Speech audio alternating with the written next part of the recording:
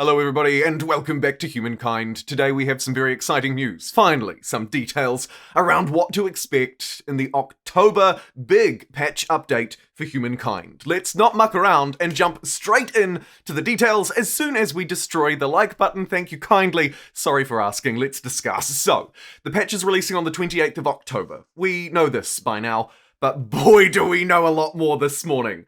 Firstly, we have confirmation that we will be able to tweak strategic and luxury resources before we begin a game, and those tweaks will be independent of each other as well, which I think is a really nice pick. So you can rank strategic resources like horses all the way up, and luxury resources all the way down. I think it's nice to have that customization, particularly for someone like me who likes to design stupid and fun challenges in Humankind. Next up, we have some changes to Games Together and the Persona support. Just as a wee glimpse into what else I'm going to be discussing in this video, we have endgame conditions, cultural balancing, expansionist buffs, mod tools, and more. There's a little sneak peek, let's get back to the detail. So as I say, we will have a random persona ability at the start when we create a game. Hallelujah! We no longer have to pick and choose who we want to fight against, and we can finally play against random players from the list of personas that we have in our game. It's fundamental, really. When you're setting up a game, you may not want to know the opponents you're facing and what their strengths and weaknesses are, and now finally we will have an option to randomize that. Also, there will be a little in-game button added to the persona screen to basically make it easier to sync your persona with Games Together, so you don't have to be bouncing around from Humankind to your Chrome tab, back to Humankind. Hopefully this should make it a lot easier to essentially make adjustments to your persona on the fly and easily upload that and share it with your mates. Also, slightly to do with this, as we're talking about these things that they're adding to our ability to customize the game before we jump in, is a color selection tool for the empires, which you got a little screenshot of it as well, so you can have a wee sneak peek here at what that looks like. Essentially, we'll be able to change the color of different empires, so you're not stuck with yellow, a slightly different yellow, a slightly different yellow, a slightly different yellow. We'll be able to customize it. This is great for us, but it's also really important for people who are colorblind, for example, right? That customization is really fundamental and can really change the game experience for those players. Wonderful news. Let's move through and talk now about changes to the end game. Those were changes to the start of the game, the conditions on which you place your game. We're also seeing some changes to the end game conditions. How games end in Humankind. First and foremost, we will have an option to have no turn timer. A truly endless, winner takes it all, fight to the death, whatever you want to call it, a truly endless mode in Humankind. This is something that so many of you have been crying out for. I hear it many times in my Humankind live streams. And now you will finally have an option to have your game never end. The ultimate challenge. Also, this kind of ties in with some of the changes that they're going to be making to the late game technologies and cultures, but more on that in a little bit. Because there's another key thing that they'll be enabling for us in the end game conditions, and that is to enable or disable pollution. Again, another thing that I know a lot of you will be really keen on. However, I do just have a slight little bit of bad news here for these in-game conditions.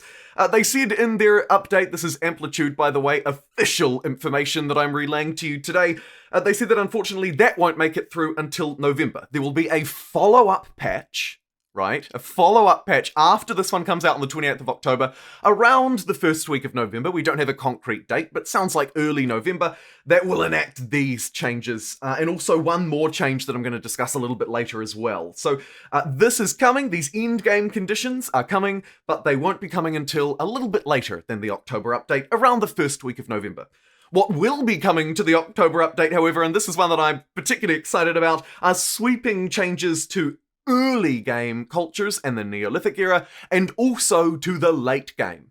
Two areas of Humankind that definitely need a bit of balancing, pacing adjustments. Looks like we're getting those. What are we getting, you ask? Let me tell you. Firstly, for the Neolithic era, the amount of food that you get from finding those food discoveries, which enables you to get more populations, right, more units, is going down. That is being reduced to try and reduce the amount of units that you can get. The real crux of this is to try and disincentivize people from hanging around in the Neolithic era for far too long and building up a ludicrous army of units. There are more changes to help tweak that as well, but this is the big one. Other changes to the Neolithic era include making mammoths stronger. Finally, there will be more than but 3 combat points between a deer and a mammoth. Great move. They should be scary. I should not be able to 1v1 them. Even 2v1 feels a little odd, right? Nice to see the mammoths getting some woolly love. Also, scouts will have a small upkeep, they say, to try and essentially, again, just disincentivize me from hanging around in the Neolithic era forever. Good move, good move. Let's now talk about sweeping changes to the late game. Pacing in particular, but also some culture balances, and we actually have some specific details about specific cultures that are going to be hit with the balance hammer. Let's discuss. First and foremost, late game technology cost is being increased. Again, another thing that will please many players. Trying to make these late game cultures a little more difficult to earn, to try and slow down the overall pacing of the late game, right? So you can't choose the French and beeline to nuclear fission before you've even got propellers, for example. I think that's a good move. Not that it will actually necessarily limit which order you can research things, but it will make those later game technologies much harder to research, which will essentially disincentivize me maybe from doing those beeline rushes along the tech tree. We'll have to wait and see how that plays out. Another one that they specifically mentioned toward the late game was around stability, which in many cases can become a non-issue, particularly if you've got access to a lot of resources, or if you're trading, of course.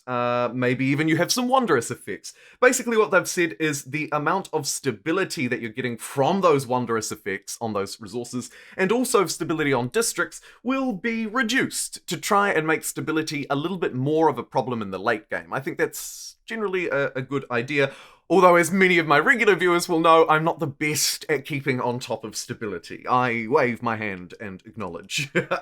We're also seeing per population bonuses being reduced.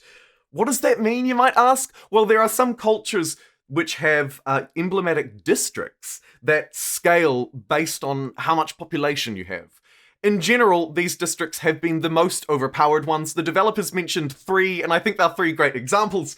We have the Khmer district, the Turk school, and the French unique district. 3 districts that all scaled with population. We're going to see that scaling reduced. Great idea, because those 3 districts are definitely very, very, very strong. And the fact that you can go 1 into 1 into 1, right? Those 3 cultures, Khmer, French, and then Turks, you can play all of those. You can really do some crazy stuff. Nice to see that being reduced. Also, we're seeing some tweaking to unit costs as well, particularly towards the late game. We don't have any more information on what actually that will entail, but they did say that this is the other thing that won't quite make it into the October patch, these unit cost tweaks and changes, so we'll see that in the smaller update that's coming, the October patch part 2, if you will, toward the sort of first half of November, right, that early November update. Believe it or not, we actually have a couple more things to discuss, and they're pretty dang interesting. Firstly, the expansionist cultures are being buffed. Hallelujah. The expansionist ability is being tweaked, and also the star requirements for getting those expansionist stars is being tweaked. I imagine it's going to be made easier because at the moment, at least in my experience, those expansionist stars are fairly difficult to earn relative to the rest. Also nice to see the expansionist ability getting some more love. I actually thought, since it's been tweaked recently, it's actually quite good. But maybe they're, I don't know, and this is me guessing here, by the way, but maybe they're going to reduce the cost or something. I'm not sure. Nice to see expansionism receiving some love nonetheless. 2 more things about mods, actually. Mod.io support will be integrated better into Humankind game. Nice to see. Again, to try and reduce that in Humankind, bouncing to your Chrome tab, bouncing to your other tab, right? To try and simplify the experience in the same way that we saw the games together synchronization, simplification, my goodness, that was a horrible sentence. I apologize for not using plain English. In the same way that we're seeing games together become easier to use, we're also going to see Mod.io become easier to use in game. There, that's much better. And also, finally here, mod tools for Steam. Perhaps a little more exciting for a few of you. Modding tools will, quote, soon be available on Steam, and they'll be sharing more details on that with us next week. Folks, that concludes this video on Humankind's big October patch update. Some sweeping changes, just to reiterate. We're seeing some changes to how we start a game. The abundance of strategic resources, randomizing personas, and color selections for empires. We're seeing changes to in-game conditions, but these won't come through until November, but we will be able to enable or disable pollution and turn off a turn timer for a truly endless experience. During the October update, we'll see sweeping changes to early and late game cultures, including the Neolithic era, essentially making it a bit more difficult to get extra units. Late game technologies will be going up, while stability will be going down, and per population bonuses reduced. We're seeing expansionists get some love, and inbuilt modding support is on the way. Thank you so much for watching, and I'll see you next time.